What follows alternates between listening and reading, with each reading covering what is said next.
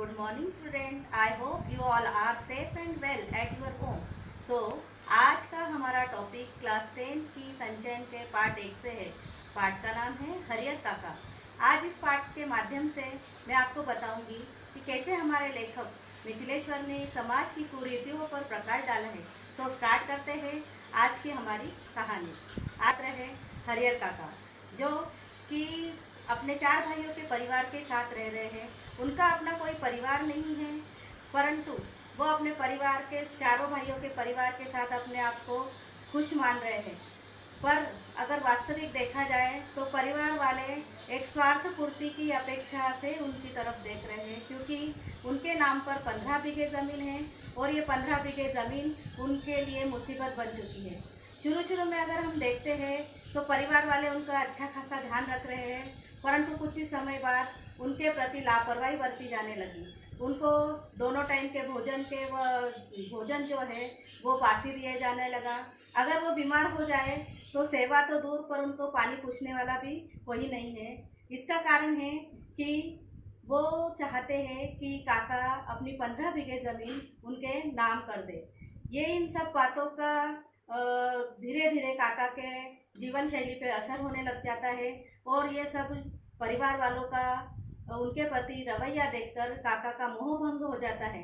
जब परिवार और काका के बीच बढ़ते क्लेश को जब गांव में पता चलता है तो इसका फायदा गांव का महंत, जो कि एक ठाकुरबाड़ी नाम के एक प्रसिद्ध मंदिर का पुजारी है, महंत है, उसके कानों तक ये खबर पहुंचती है और उसका फायदा वो उठाना चाहता है। वो चाहता है किसी न किसी तरह से काका अपनी 15 बीघे ज़मीन ठाकुरबाड़ी के नाम कर दे, जिसलिए वो हरियर काका को तरह तरह के प्रलोभन देता है। पर हरियर काका उन प्रलोभनों को नहीं मानते। इन सब बातों से महंत उनके ऊपर रुष्ट हो जाता है और उनका अपहरण कर उनके साथ मारपीट कर वो कोरे कागज पर उनका अंगूठा लेना चाहता है। परिवार वालों को जब इसकी खबर लगती है तो पुलिस वालों को लेकर परिवार वाले काका को छुड़ाते हैं और अपने घर लेकर आते हैं इस आश्वासन के साथ कि अब उनके साथ अन्याय नहीं होगा। पर ये 2-4 दिनों बाद वापस से वही प्रक्रिया शुरू होती है। महंत लोगों ने जो काका के साथ मारपीट की, उसी तरह से परिवार वाले भी उनके साथ मारपीट कर ये कह रहे हैं कि वो ज़मीन परिवार के नाम कर दे। ये सब चीज़ें देखकर काका का मोह भंग हो जाता है और काका अपने आप को असहाय और अकेला महसूस करते हैं।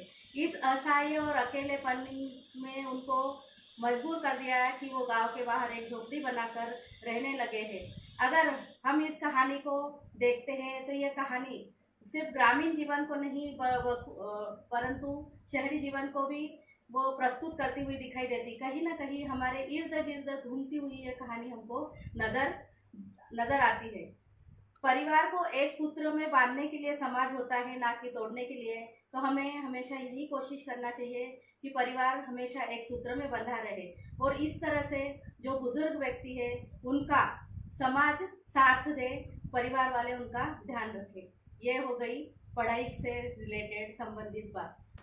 हम सब देख रहे हैं कोरोना जैसी वैश्विक महामारी के कारण हम सब घरों में बंद हैं। सबसे इम्पोर्टेंट बात मैं कहना चाहूँगी कि आज हम देख रहे हैं कोरोना जैसी वैश्विक महामारी के कारण हम सब घरों में बंद हैं। मैं सबसे हाथ जोड़कर गुजारिश करती हूँ कि घर में रहें, सुरक्षित रहें और कुछ बातें जिसे हमें फॉलो करना है। Keep social distance, wash your hand 20 second, do some physical exercise और yoga, wear mask and most important to take care of your grandparents. Thank you.